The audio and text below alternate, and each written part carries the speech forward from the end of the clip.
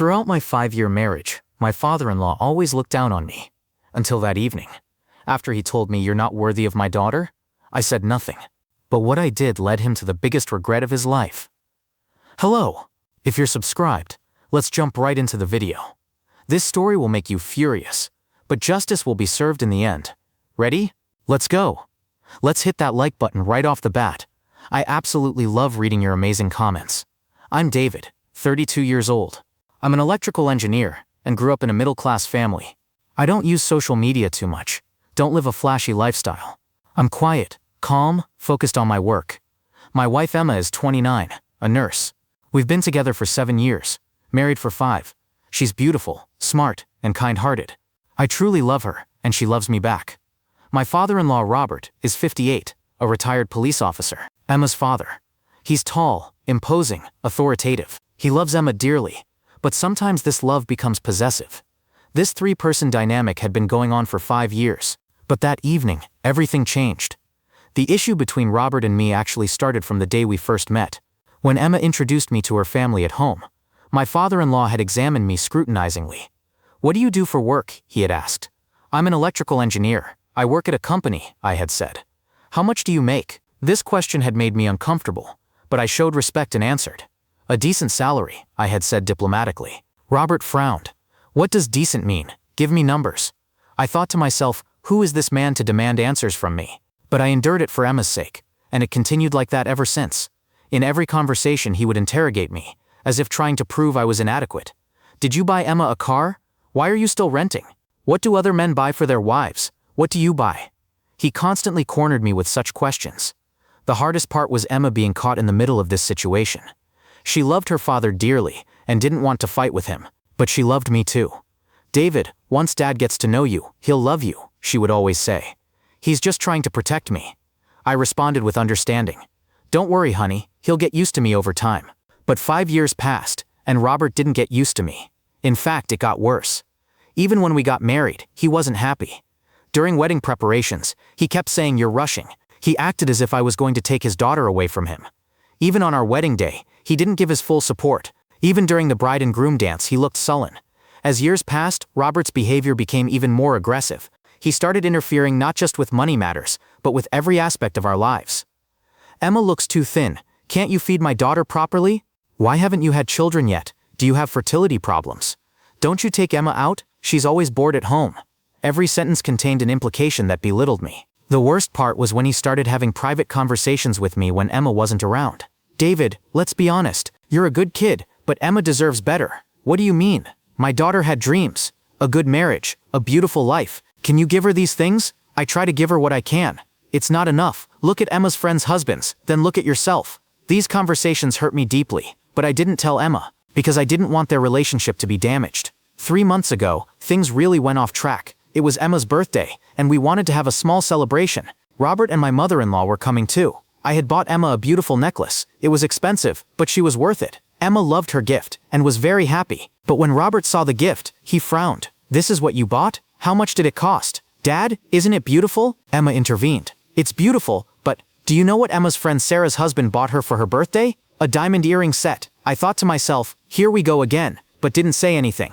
"Everyone has different means, Dad," Emma said. "This isn't about means, it's about priorities. A man spends according to how valuable he considers his wife." This sentence had hurt me deeply. He was talking as if I didn't value Emma. The real incident happened a month ago. Emma and I were guests at my father-in-law's house one evening. It was a normal family dinner. During dinner, as conversations were flowing, Robert suddenly turned to me. "David, are you able to make Emma happy?" "What do you mean?" I said, surprised. "Simple question. Is your wife happy?" Emma became uncomfortable. "Dad, what kind of question is that?" "Daughter, you're innocent in this, but sometimes you look so sad." "I'm not sad at all, Dad." Robert continued. "Emma, you're very kind-hearted. You don't show your unhappiness. But I'm your father. I understand." Then he turned to me. "David, be honest. Can you really make my daughter happy? Can you give her the life she deserves?" "I try to give her what I can," I said. "It's not enough," he said decisively. "My daughter deserves better." At that moment, there was silence. Emma was frozen in shock. Robert continued. "Look, David, you're not a bad person, but sometimes people fall short. Maybe someone who truly loves Emma would take better care of her." That's when I heard that sentence. Something inside me broke. "Dad," Emma shouted, "what are you saying?" "I'm telling the truth, daughter. This marriage isn't making you happy." I stood up.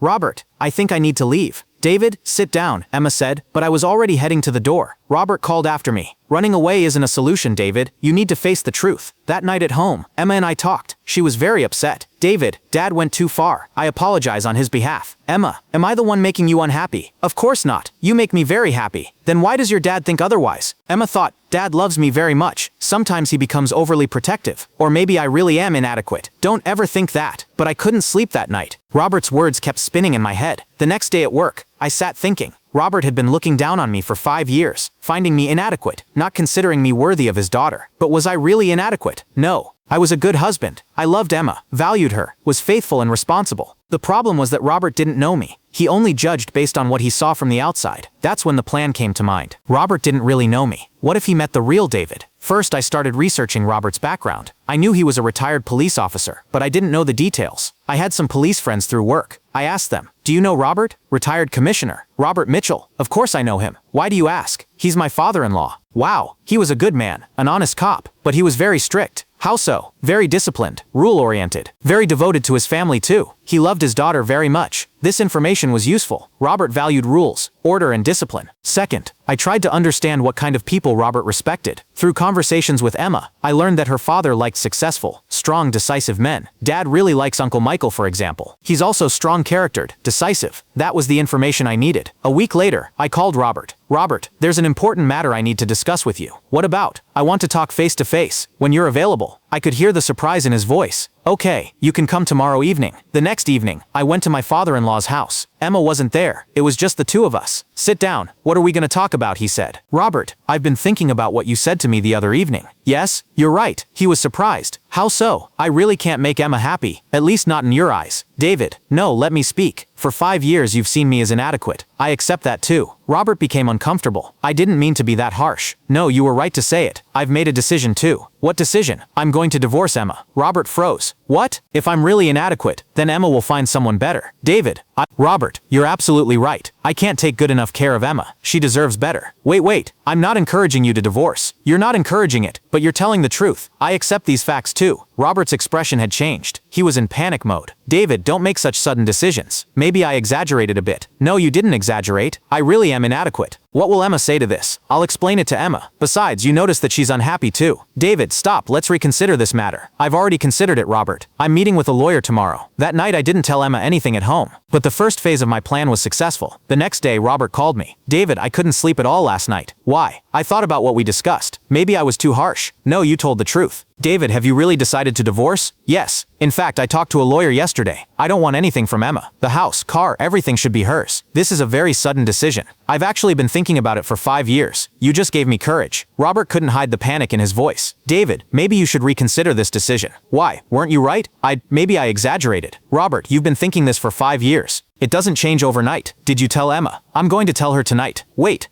Maybe we can talk first. What will we talk about? Maybe we can find a solution. What solution? I'm an inadequate husband. Emma is unhappy. This is for the best. I hung up the phone. An hour later, he called again. David, please don't rush. Come tonight. Let's talk. Okay, I'll come. But my decision won't change. When I went to my father-in-law's house that evening, Robert looked very tense. Sit down, David. Let's discuss this matter. Robert, there's nothing to discuss. You were right. I accepted it. David, maybe I spoke too harshly, but this divorce thing wasn't on my mind. Then what do you think I should do? Continue making Emma unhappy? You don't make Emma unhappy. I acted surprised. But you said so. Robert, for 5 years you've constantly criticized me. You said inadequate husband. You said she deserves better. Why are you changing your mind now? Robert took a deep breath. Because I realized my daughter will be truly unhappy. How so? David, when you leave, Emma will be very unhappy. I don't want that. But someone else could make her happier. No, they can't. Because Emma loves you. There it was. This was the sentence I wanted to hear. Then why am I inadequate? Robert remained silent for a long time. Then, you're not inadequate, David. But you always said so. Because I was afraid of losing my daughter. I don't understand. David, Emma is my only daughter. I love her very much. I was afraid you would take her away from me. I don't take anyone away from anyone. I know. But I was still scared. That's why I constantly criticized you. So I'm not really inadequate. No, you're not. You're a good husband. Emma loves you very much. That's what I wanted. Robert, if I'm a good husband, why should we divorce? You shouldn't divorce. I was wrong. But you said she deserves better. I was wrong to say that. Emma deserves you, and you deserve her. Are you sure? I'm sure. Please give up this divorce decision. Okay, but I have one condition. What condition? You won't criticize me anymore. You won't interfere with our marriage. Okay, I won't interfere. And you won't belittle me in front of Emma. I won't. I promise. I also expect an apology from you. Robert bowed his head. David, I apologize. I've been unfair to you for 5 years. I accept. Now will you forget about this divorce? I'll forget. But I know you'll keep your word too. I will. I promise. When I returned home that evening, Emma was waiting anxiously. David, Dad called. Did you discuss something with him? Yes, we talked. What did you discuss? I asked your dad about his thoughts on our marriage. What did he say? He said that I love you very much, and he realized I'm a good husband. Emma was surprised. Really? Really? He even apologized. Dad apologized? Yes. He admitted he's been unfair to me for 5 years. Emma hugged me. David, what did you do? Dad never apologizes. I just had an honest conversation with him. Of course, I didn't tell the whole truth, but I didn't lie either. Now 3 months have passed. The relationship between Robert and me has completely changed. He doesn't criticize me anymore. Instead, he supports me. He praises me in front of Emma. David is a very good husband, he says. Emma is very lucky. Last week on my birthday, he bought me a gift. My good son-in-law, he said. Emma was very surprised by this change at first. How did Dad change so much? She keeps asking. Maybe he really got to know me, I say. And this is actually true. Robert knew me for the first time. He understood that I'm a strong, decisive man who loves his family. We just needed to play a little game to show him that. Last Monday, Robert invited me to dinner. Emma wasn't there. It was just the two of us. David, I want to talk to you, he said. Yes? When you said you decided to divorce that day, I had never been so scared in my life. Why? Because I realized you would really make Emma very unhappy. If you left, she would be devastated. I understand. That's when I realized what a big mistake I had made. By constantly criticizing you, I was actually making my daughter sad too. Robert, David, I sincerely apologize. You're a very good son-in-law. Emma is very suitable for you. Thank you. From now on, I'll always support you. I promise. And he really keeps his word. The best part is Emma's happiness. She's very relieved that her father supports me. David, for 5 years I loved both of you but was caught between you, she says. Now I'm very comfortable. There's no tension at family dinners anymore. Robert chats with me, asks for advice. In fact, the other day he said, David, buy Emma a new gift. With this salary you can buy something nice. The same salary was inadequate 3 months ago. Now it's good enough to buy nice gifts. Looking at this story, I understand that sometimes the best way to show people your true character is to corner them. Robert misjudged me for 5 years. Because I always acted compliant and quiet. But that evening I showed him that I was a decisive, strong man who loves his family. When I said I decided to divorce, he panicked. Because then he understood that I truly love Emma and would do anything for her happiness. That was enough for him to respect me. Last week Robert told me this. David, you're a very smart man. When you told me you were going to divorce that day, I was very scared. But then I realized you were just testing me. I smiled. It wasn't a test, Robert. I had really considered divorcing. You're joking. No, I'm not joking. You criticized me so much that I thought maybe you were right. Robert fell silent. Then,